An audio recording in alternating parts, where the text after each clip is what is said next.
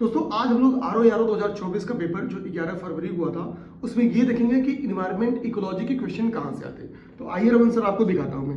देखो environment ecology के बहुत क्वेश्चन नहीं, केवल 3 क्वेश्चन थे। डायरेक्टली तो केवल 2 ही क्वेश्चन था, एक क्वेश्चन इनडायरेक्टली है।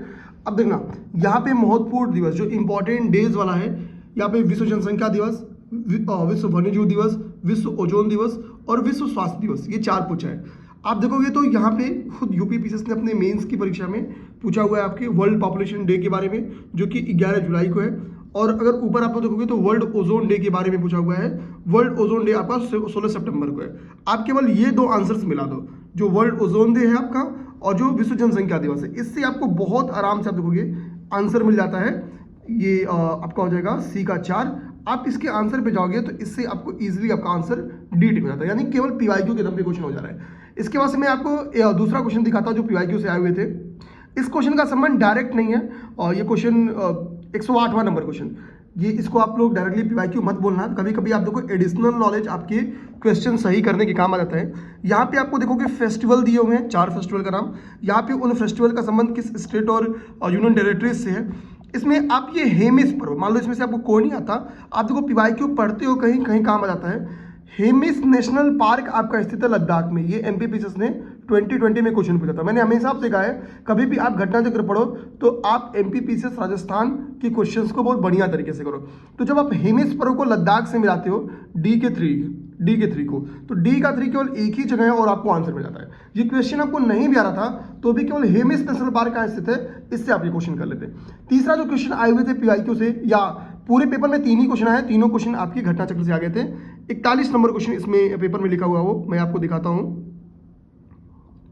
41 नंबर क्वेश्चन, ये 45 हो गया आपका, ये 41 नंबर क्वेश्चन हो गया। अब ध्यान देना क्वेश्चन क्या कह रहा है कि भारत में वन्यजीव संरक्षण के संदर्भ में निम्नलिखित कथनों में से कौन सा सही है। यहाँ है कह रहा है कि वन्यजीव संरक्षण अधिनियम 1972 केवल जंगली जानवरों की सुरक्षा करता है। हमको खैर पता है कि केवल रहेगा तो काट देंगे, बट अभी स्टेटमेंट देखते हैं।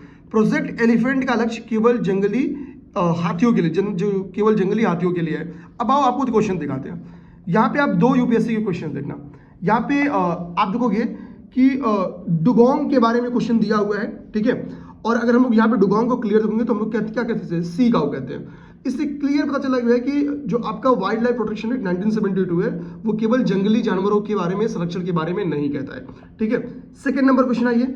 सेकंड नंबर क्वेश्चन अभी हमने कल एक शॉर्ट वीडियो में पढ़ा था। शॉर्ट वीडियो में हमने देखा था ऑलिव रिडले कछुए के बारे में, ठीक है। वहां से भी आप समझ सकते हैं कि IUCN की जो आपका वाइल्ड लाइफ प्रोटेक्शन एक्ट 1972 है उससे उसका संबंध है, यानी केवल जंगली जानवरों से संबंध नहीं है।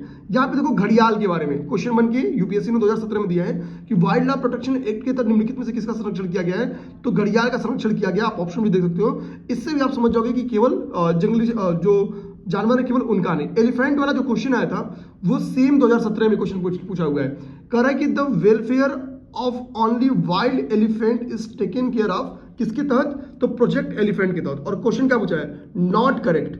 सी नंबर ऑप्शन नॉट करेक्ट है, यानी स्टेटमेंट भी गलत था।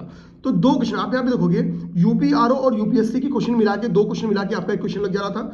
तो इस तरीके से आप इन्वायरमेंट इकोलॉजी, कभी भी ये मत सोचो कि एक क्वेश्चन आप पेपर में पढ़ रहे हो वही डायरेक्ट क्वेश्चन आ जाने वाला है। आयोग क्या कर रही है कि 2 क्वेश्चंस को मिला के आपका एक न्यू क्वेश्चन तैयार कर रही है, जिसके एग्जाम्पल्स आप इन्वायरमेंट इकोलॉजी में ही देख सकते हो।